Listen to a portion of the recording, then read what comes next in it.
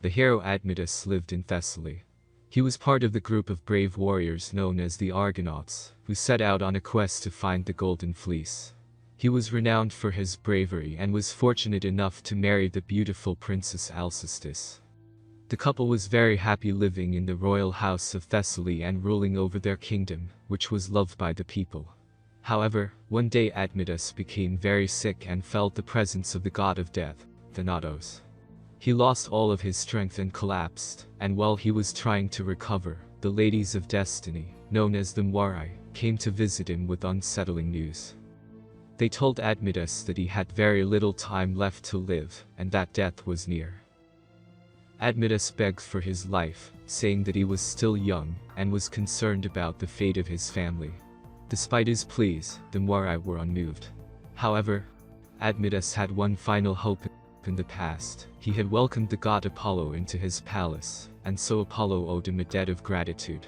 Apollo intervened on behalf of Admetus, and the Moirai made an exception, stating that Admetus could continue living if someone willingly gave up their life in his place. Admetus was relieved, as many people had offered to sacrifice their lives for him.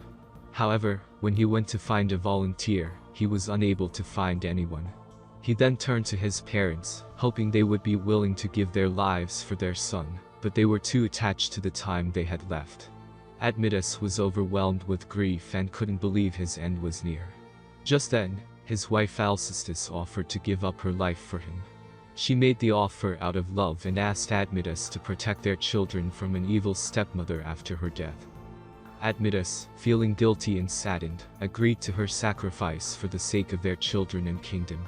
The evils that had been plaguing Admetus then turned to the sickly Queen Alcestis, who was bedridden and waiting for the visit from Thanatos.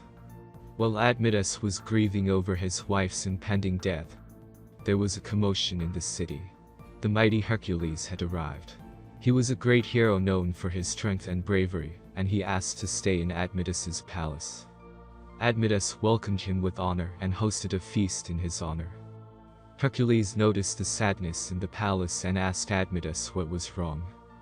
Admetus explained the situation, and Hercules was moved by the story and honored to be welcomed so solemnly, even in such a difficult time. This demonstrated Admetus's respect for the duty of hospitality imposed by Zeus. The son of the supreme god, Hercules, promised Admetus that he would not allow Thanatos to take his spirit and stood guard by Alcestis's bed.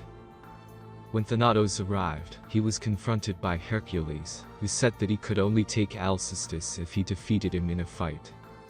This was a ridiculous challenge to Thanatos, but Hercules was a demigod, and his divine strength gave him an advantage.